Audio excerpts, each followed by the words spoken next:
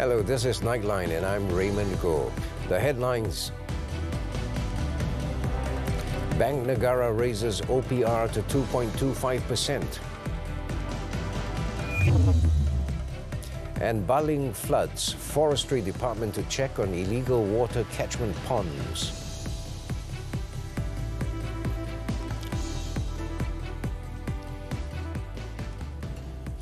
Good morning and thanks for joining us. Bank Negara Malaysia has increased the overnight policy rate OPR by 25 basis points to 2.25% during its fourth Monetary Policy Committee MPC meeting. The ceiling and floor rates of the corridor of the OPR are correspondingly increased to 2.5% and 2% respectively. The central bank said the reopening of the global economy and the improvement in labor market conditions continue to support the recovery of economic activity. Inflationary pressures have also continued to increase, mainly due to elevated commodity prices and strong demand conditions. Consequently, central banks are expected to continue adjusting their monetary policy settings to reduce inflationary pressures. Amid the positive growth prospects for the Malaysian economy, MPC decided to increase the OPR. This is consistent with the MPC's view that the unprecedented conditions that necessitated a historically low OPR have continued to recede. Headline inflation, meanwhile, is projected within 2.2% and 3.2% range this year. Now, will the central bank's decision to raise interest rates have a significant impact on the people? While some believe that it will critically impact those who had re-borrowed in pandemic times to settle their old loans with new loans, others felt that the move reflected the domestic economic activity, which had gained momentum, strengthening the nation's economy. This interest rate rise is not really aimed at addressing the rate of inflation because Bank Negara have maintained their position that inflation this year will be relatively moderate, between 2.3%, 3.3% for headline inflation, and between 2 and 3% for core inflation. So when people are concerned about the impact of higher prices, they really need to look at the effect of the price caps and the subsidized petrol in particular, but the subsidies across the board. Those are the things that are going to really help them in terms of price rises. This interest rate rise today, as well as the interest rate rise previously, is part of a process that Bank Negara are going through to normalize or recalibrate interest rates. In the past, interest rates have been very low because we've been in a crisis, and their view now is that as we come out of the crisis and the economy recovers, then we can afford to raise interest rates a little bit so that they become more normal and not crisis level interest rates. The transition to endemicity and the reopening of international borders have resulted in stronger economic activity, a lower unemployment rate, and more people entering the job market rate and a better income outlook.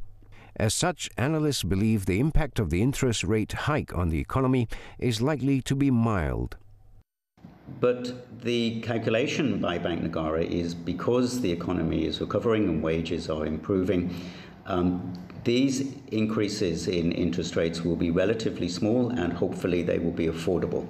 So if, for example, you had a 300,000 ringgit mortgage on an affordable level home, the two increases in interest rates, of which are together make 0.5%, will add about 80 ringgit per month to your loan repayments on a variable mortgage.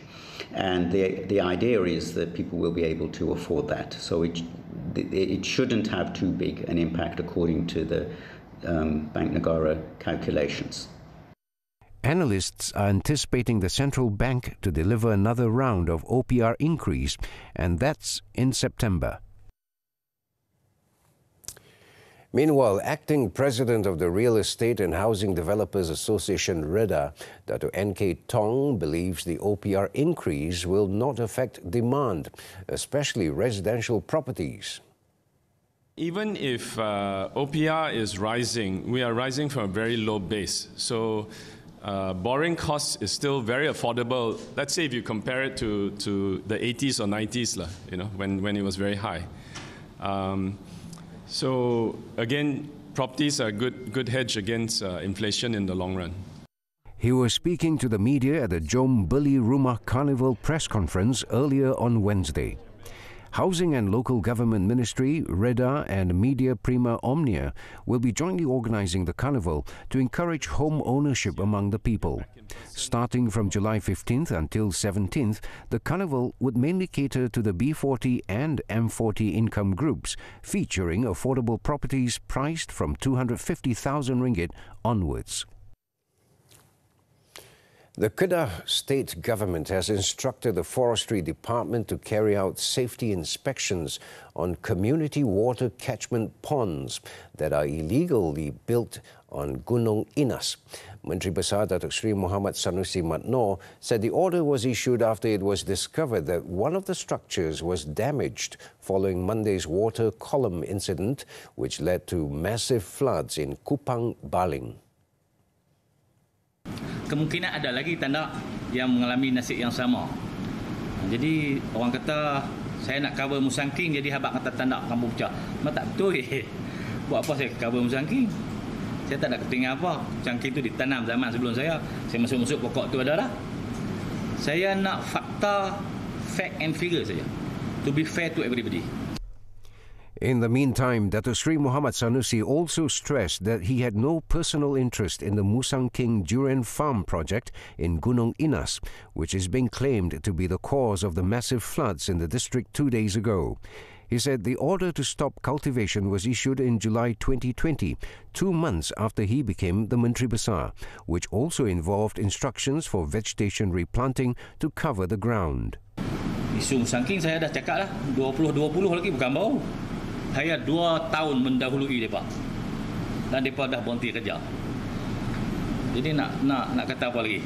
Bila kita bagi arahan berhenti kerja, bukit itu tidak akan tumbuh hutan serta-merta. Pokok-pokok hutan ini diambil masa 30 tahun untuk besar, matang dan menjadi hutan semula. Jadi daripada tahun 2020, 30 tahun, 2050 baru jadi hutan balik.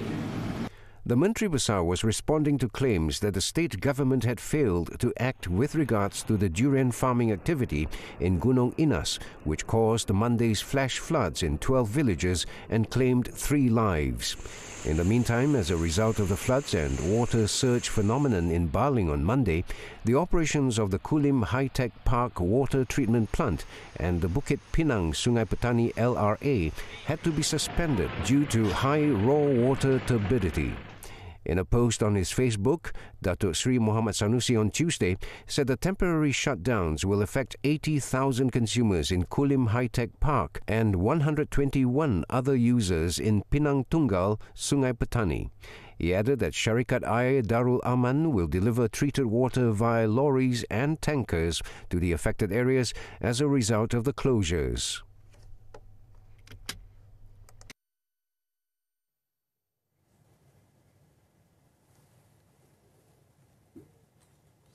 In the meantime, the Environment and Water Ministry is going to implement 4 urgent projects worth 203 million ringgit in Baling, Kedah to prevent the flash floods incident from recurring.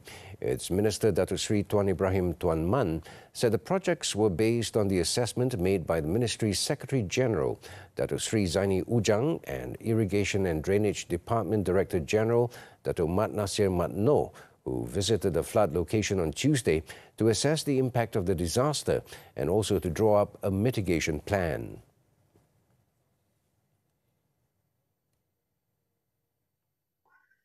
Projek rancangan tempatan banjir Baling fasa 1 sebanyak 15 juta telah pun kita luluskan dan insya-Allah ini menjadikan asas utama kepada penyelesaian masalah banjir yang sering berlaku di kawasan Baling. Dan RTB fasa 2 dengan sejumlah lebih kurang 160 juta.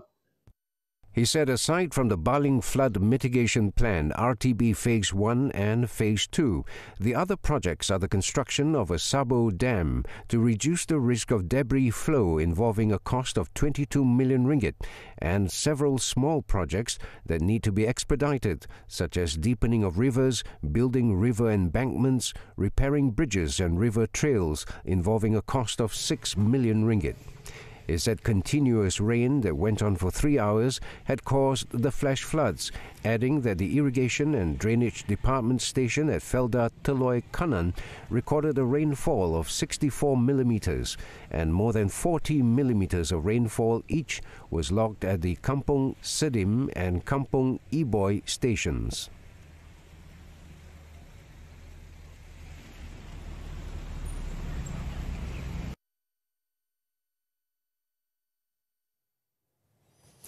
Prime Minister Datuk Seri Ismail Sabri Yaakob flew to the Turkish capital on Wednesday to start the second part of his official visit to Turkey.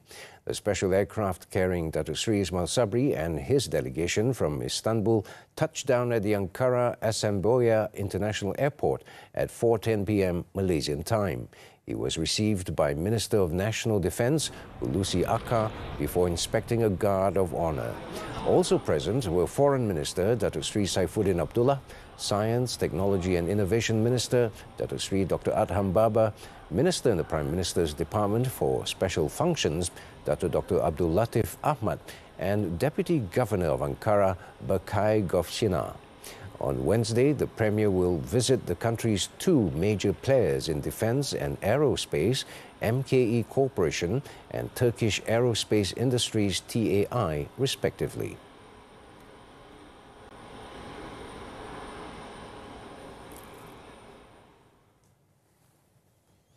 The Health Ministry has reminded the people not to take the threat of COVID-19 lightly following the spread of Omicron sub-variants around the world.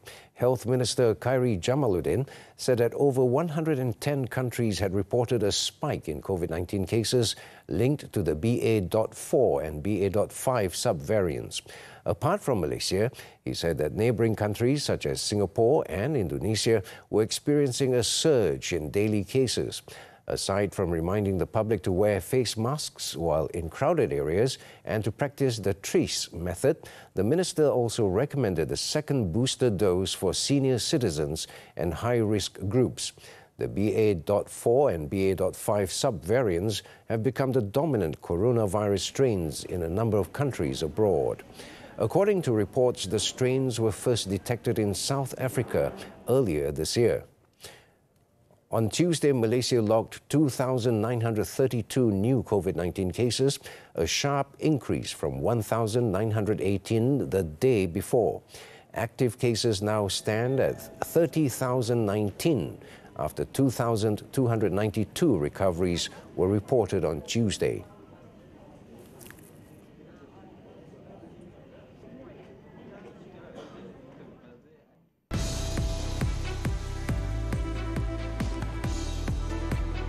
Muslim pilgrims kickstart largest Hajj of COVID-19 era. News from the foreign front when Nightline returns. Stay tuned.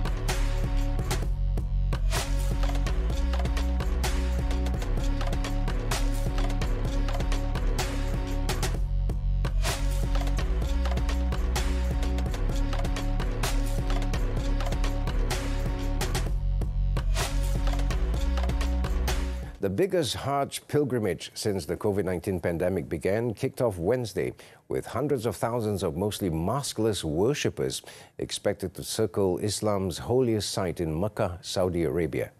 1 million fully vaccinated Muslims, including 850,000 from abroad, are allowed at this year's Hajj, a major break from 2 years of drastically curtailed numbers due to the pandemic.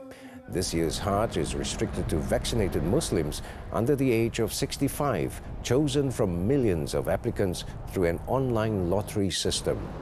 Those coming from outside Saudi Arabia were required to submit a negative COVID-19 PCR result from a test taken within 72 hours of travel. Those attempting to perform the Hajj without a permit face fines of around $2,600.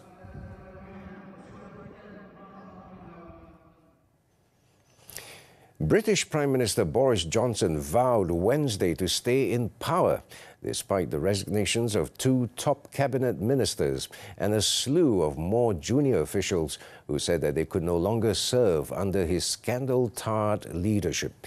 The 58-year-old leader promised to deliver on his mandate, but his grip on power appears to be slipping, following 10 short minutes on Tuesday when Rishi Sunak resigned as finance minister and Sajid Javid quit as health secretary.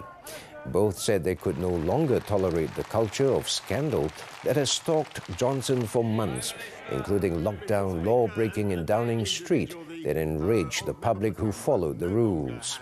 Brushing off calls to resign, Johnson, at the weekly session of Prime Minister's Questions in Parliament, stated that he would only quit if the government could not carry on. He added that the job of a Prime Minister in difficult circumstances, when he has been handed a colossal mandate, is to keep going. An independent investigation to the complaints and grievances. Thousands of people on Australia's east coast fled their homes on Wednesday as torrential rains tracked north after unleashing floods in Sydney that submerged communities, roads and bridges under mud-browned waters. New South Wales authorities have issued fresh flood alerts north of Australia's largest city and warned that rising rain-swollen rivers still posed a danger in parts of Sydney, despite easing rainfall in the city. A total of 85,000 people have been told to leave their homes immediately or be ready to depart imminently, so they will not be stranded by rising flood waters. Prime Minister Anthony Albanese also visited the affected area on Wednesday, promising to look for long-term solutions after multiple flooding disasters across Australia's east coast in the past 18 months. Since the floods began over the weekend, emergency services have issued more than 100 evacuation orders.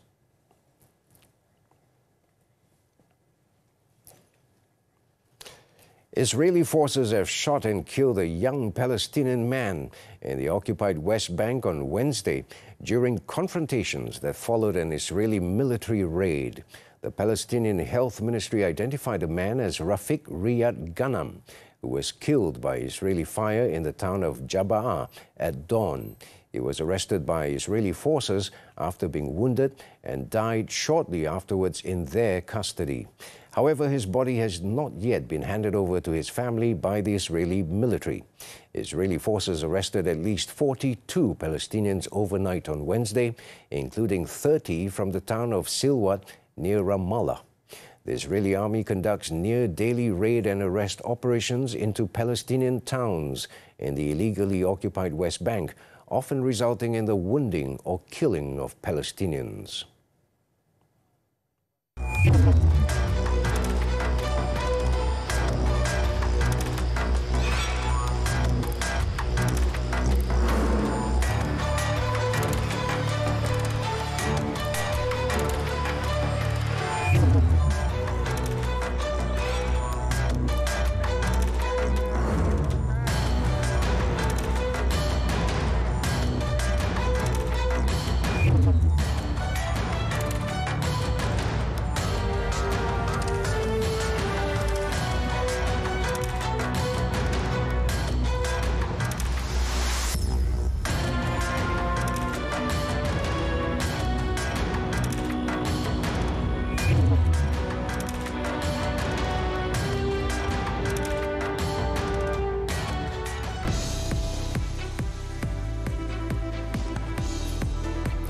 Ziyong storms ahead to second round. Sports is coming up next.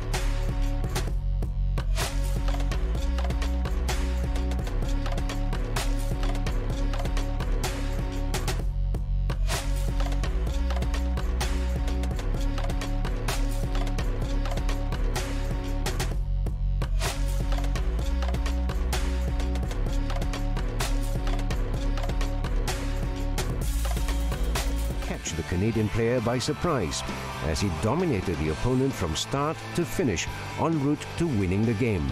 Another upset of the day was recorded by national mixed doubles duo Hu Pang-ron and To Yi-wei. Ranked 154th in the world, Hu and To created a huge upset against world number 71 Kim Won-ho and Jong Na-eun of South Korea as the Malaysians came from behind to win 23-25, 21-8, 21-7. The national pair will play against reigning Olympic champions Wang Yi-liu and Huang Dongping of China in the second round on Thursday. Moving on to tennis now, the 2022 Wimbledon Championships. Britain's Cameron Norrie was dragged to a 5-set battle before reaching his first Grand Slam semi-final following a victory over David Goffin. The 9th-seeded Norrie did not have a good start, losing the first set 3-6. He, however, took the second set 7-5 before Goffin won the third set 6-2.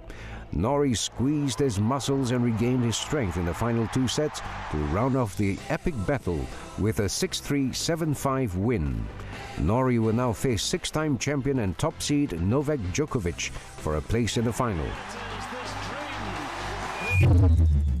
The defending champion earlier fought back from 2 sets down to beat Jannik Sinner. Djokovic secured a 5-7, 2-6, 6-3, 6-2, 6-2 win, and in doing so extended his winning streak at the All England Club to 26 matches. The win was Djokovic's 84th at Wimbledon and ties him with Jimmy Connors for the second most men's singles match wins at the All England Club, trailing only Roger Federer. In the women's category, 3rd-seeded Ons Jabeur advanced to her first Grand Slam semi-final with a 3-6, 6-1, 6-1 victory over Marie Boskova. The 27-year-old Tunisian dropped her first set of the grass court tournament but dominated for the rest of the match. Jabeur will meet her friend next, Tatiana Maria of Germany, for a place in the final.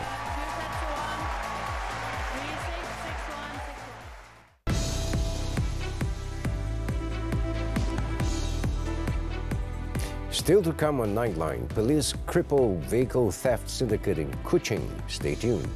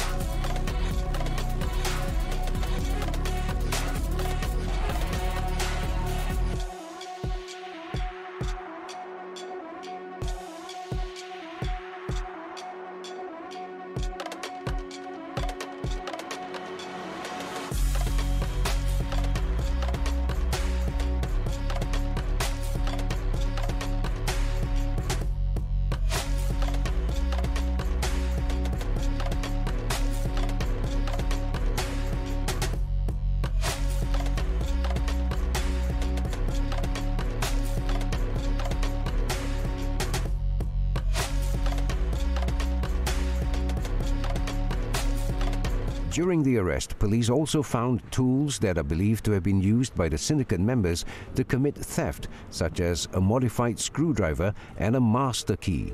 It is estimated that the syndicate had caused more than 150,000 ringgit in losses to their victims. Dato' Azman said police are still hunting down the remaining 4 suspects of the syndicate, some of whom are foreigners. All 5 suspects are currently under remand and are being investigated under the Penal Code for committing theft of a motor vehicle. They are also being investigated under the Corrosive and Explosive Substances and Offensive Weapons Act for unlawful possession of corrosive and explosive substances and carrying of offensive weapons.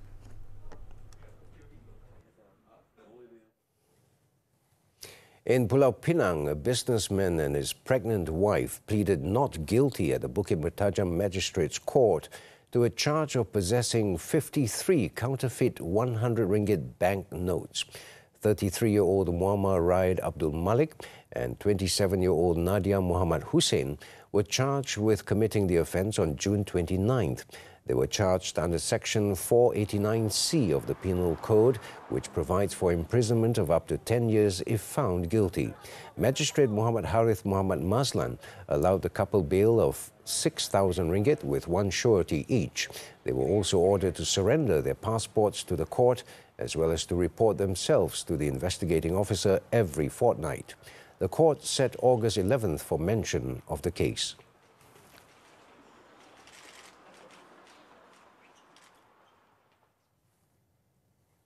In Selangor, the Petaling Jaya Magistrates Court has granted Muhammad Yassin Sulaiman a discharge not amounting to acquittal or DNAA on a cannabis trafficking charge. The 47-year-old Nasheed singer and composer was charged in March with trafficking in cannabis weighing about 214 grams under the Dangerous Drugs Act, which provides for the death penalty. However, he still faces a charge of possession of 193.7 grams of cannabis under the same act. If found guilty, he faces imprisonment of 5 years to life and no fewer than 20 strokes of the cane. The father of 2 was also charged with cultivating 17 cannabis plants under the same act, which provides for life imprisonment and not less than 6 strokes of the cane upon conviction. The singer was arrested by police at his residence at a Kota Damansara condominium on March 24th over the drug case.